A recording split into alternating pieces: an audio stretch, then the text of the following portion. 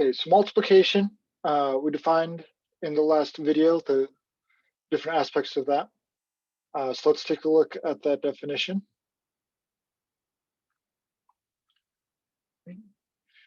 When we're looking at actual problems, let's say 3 times 2.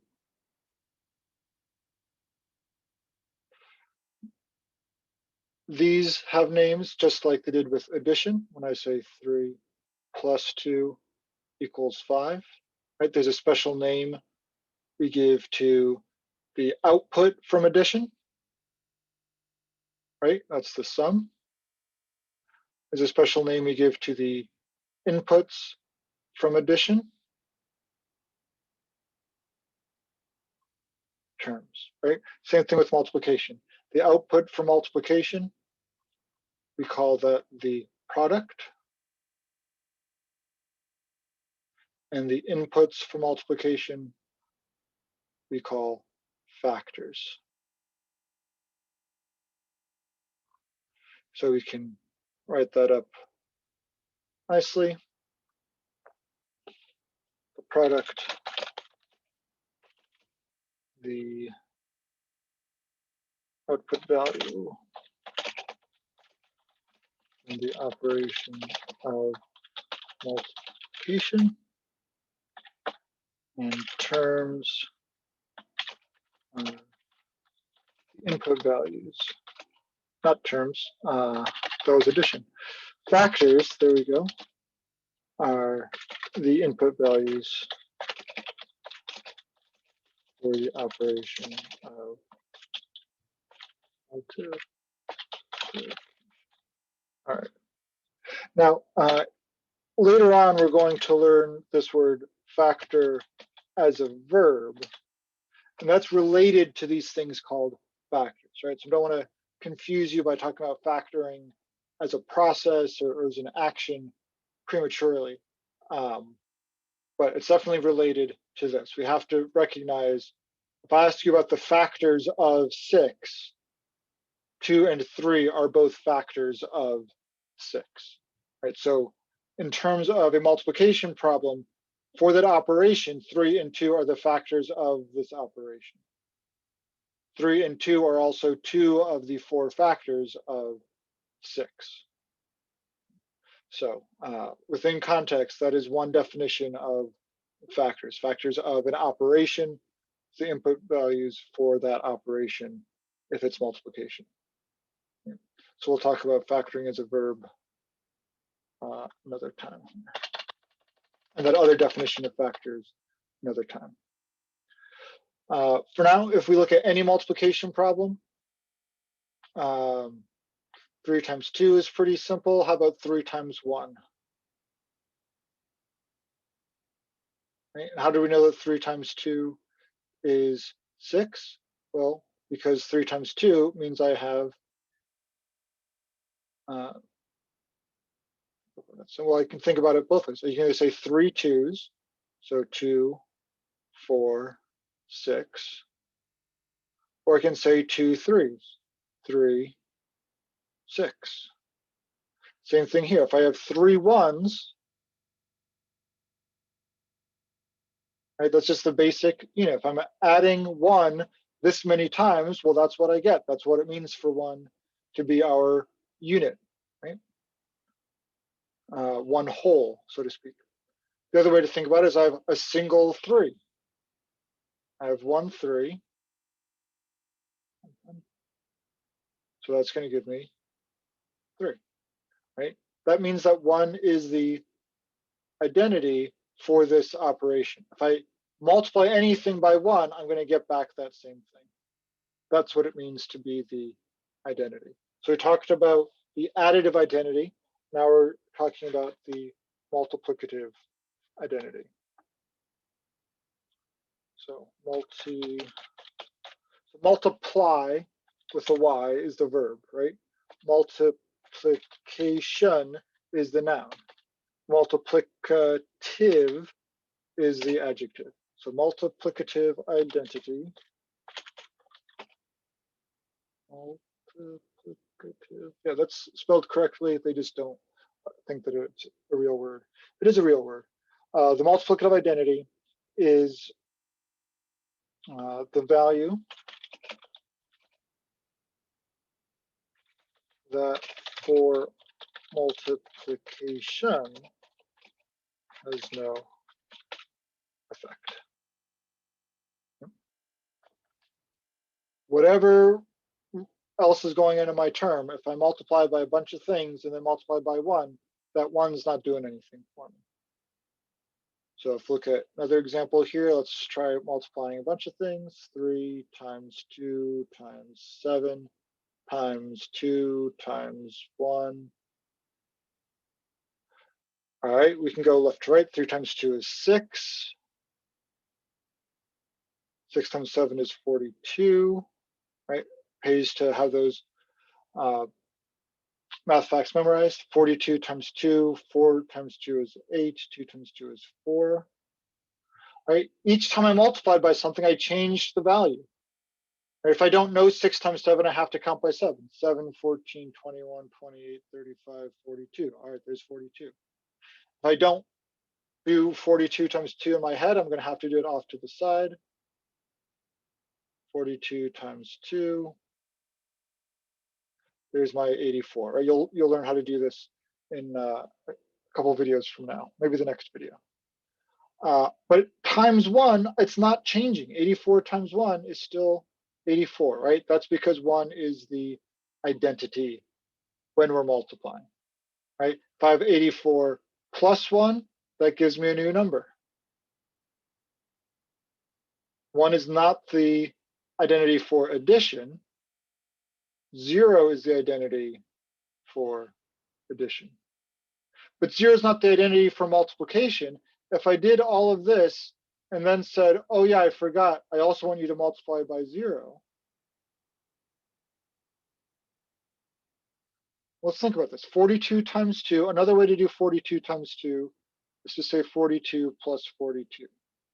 Right, 2 and 2 is 4, 4 and 4 is 8. Right, that's what we saw multiplication is repeated addition. 84 times 1. I could add 1 84 times, 1, 2, 3, 4, 5, 6. That's too many fingers. So instead I'm going to add 84 one time. So that's just 84. Good. Well, this is telling me I have 0 84s, right? There are no other numbers here. It's like saying I have 0 84s, but I also have 7 3s. No, all I have is 0 84s, which means I have 0 0. I don't have anything. If the only car that existed was a Model A, back when Ford first invented the car, if I didn't have any Model A's, then I didn't have any cars. Right? I don't have any Ferraris. I don't have any Lamborghinis. I don't have any Jeeps. I do have one minivan. Well, minivans weren't around back then. This is saying all that exists are 84s. I don't have any 4s, so I have nothing. We could think about it the other way, 84 zeros. So let's add it up. 0 plus 0 plus 0 plus 0 plus 0. If I add up 84 zeros, I still have nothing, right? So 0 is very powerful at multiplying. If this were my original expression, I would know right away the answer is 0, because 0 times 2 is 0. 0 times 1 is 0. 0 times 42 is 0. 0 times anything is 0. In fact, 0 times 0, come on, is also 0. Right? If I don't have anythings, I have nothing. Right? So 0 times 0 is defined. It is the number 0. If I have a rectangle that has no length and no width, no distance this way, no distance that way, the area of that rectangle is an area of 0. Right? If I have a rectangle that has a length of 84, but a width of 0, the area of this rectangle is 0. It's not actually a rectangle. There is no width to it. Right? Now, in our physical reality, no matter how skinny something is, it does have a width, right? So if I took a ruler up to here right? This line does have a width, even if I make it as skinny as possible. There you go. That has a smaller width, but it does have some width. Otherwise, our eyes couldn't see it. But in our idealized drawing here, the width of this rectangle, I'm saying there is no width. So 0 times 84 is 0. The width of this rectangle is 0. The length is 0. So its area is 0. For this one, I'd have to measure. Okay, well, that looks like it's about 1 centimeter. That's about 2 centimeters. So 1 times 2, there's 2 square centimeters, right? 2 of these squares for my area. Right? So we've talked about the multiplicative identity. We've talked about the special property of 0. Talked about factors. We talked about a product. Now we just have to talk about these 2 properties that we've already used, but haven't technically defined, and that is the commutative property of multiplication, not to be confused with the commutative property of addition or commutative. There you go, commutative. Right? To be commutative, we saw before, means to go back and forth, right? It's the same one direction or the other direction, and addition and multiplication are the only properties, are the only operations that we have with those properties, right? Dealing with real numbers. So for real numbers, multiplication is commutative, which means that for multiplication, the order of the input values does not affect the output value. And spell order correctly, please. All right. For multiplication, the order of the input values does not affect the output value. We can say that A times B is equivalent to B times A, right? That's in general, it doesn't matter what values A and B have. If I have a rectangle, I can call this the length and this the width. Or I can just turn my head 90 degrees and then call this the width and this the length, right? Those values haven't changed. It's the same rectangle, same area, but we just changed the labels for which letter was which, right? And we saw that with the addition, if I have 3 2s, 2, 4, 6, that's the same as if I have 2 3s. 3 plus 3 is 6, right? So multiplication is, I think, very clearly commutative. It is also associative, and to see that, we're going to have to look in 3 dimensions to see it visually, but let's write it first. Associative property of multiplication. It says that for the operation of multiplication, the order in which multiple instances of multiplication are performed does not affect the final output value. And my keyboarding skills seem to be degrading by the day. All right, so let's move this so we can see it a little better.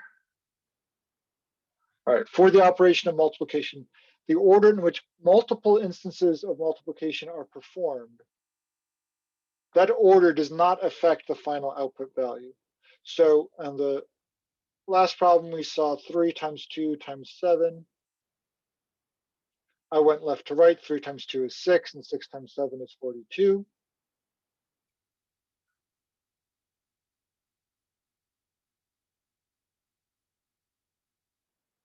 Well, I could have instead of doubling the 3 first to get 6,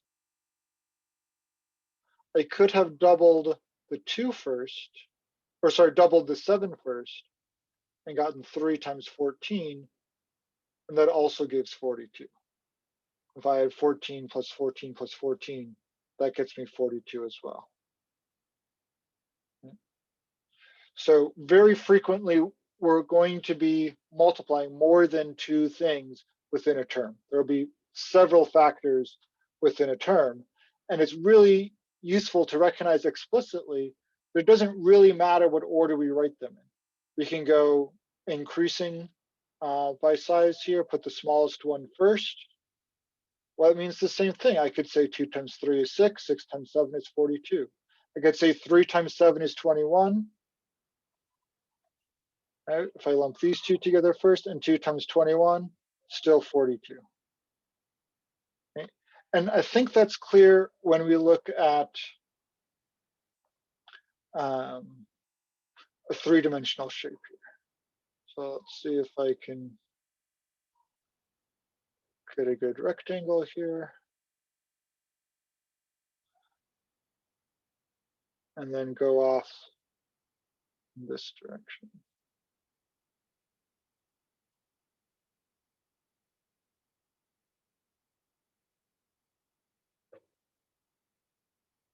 There we go. Thank you, Mr. Shepard, for teaching me perspective all those years ago. So if I look at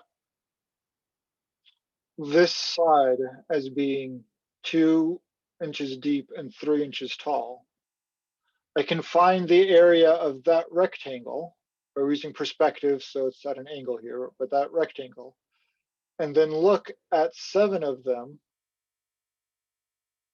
that are each 1 inch thick, kind of stacked on top of each other.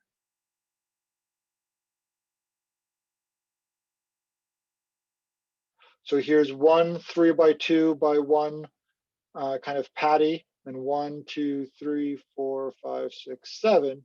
I have 7 of those. So all together, I'm going to have 42. That's my 6 times 7. Or I could have taken that original shape. Let's see, if it's 3 tall there, then this is 3 and this is 3 as well. I can take this front piece and say, okay, that's 7 by 3. That's 21.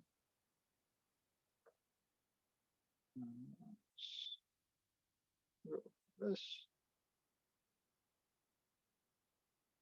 That's not working so well.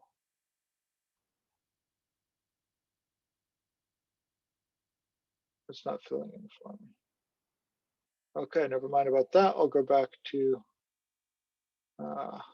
different color. Okay, so here's 21. But I have 2 sheets of that. So there's 21, and then another 21 behind it, right? We've got two different sheets. 21 plus 21, there's 42. Or I could think 7 by 2 is the bottom, and see how complicated I can make this look here. So I've got 7 by 2. So there's 14 bricks in that first level. And then another 14 bricks in that second level. And then on the third level, another 14 bricks. So there's 14 plus 14 plus 14, there's 42. I can take this length, width, and height and flip it around. That's how we do it with the rectangle, right? Move that in 3-dimensional space. So instead of 7 being the length, then 3 becomes the length. It doesn't matter. For this 3D shape, the volume is the length and the width and the height. I'm now multiplying in 3 different dimensions to get cubic centimeters or cubic inches, or whatever the original units were there, right? So there's the associative property at work that's going to be very useful in reducing fractions and doing all sorts of things. We see that multiplication is associative, it is commutative, it has an identity, right? Oh, I should probably write that, huh? I define multiplicative identity, but we need to state explicitly before we forget, 1 is the multiplicative identity. And some people call this a property. I think it's more of an observation. For any number, the product of 0 and that number is 0. There you go. Right? Anything times 0 is not itself. Anything times 1 is itself. Right? Multiplying by 1, you're stuck with what you had before. For any number, multiplying by 0 gets you 0. Right? It wipes out what you had before.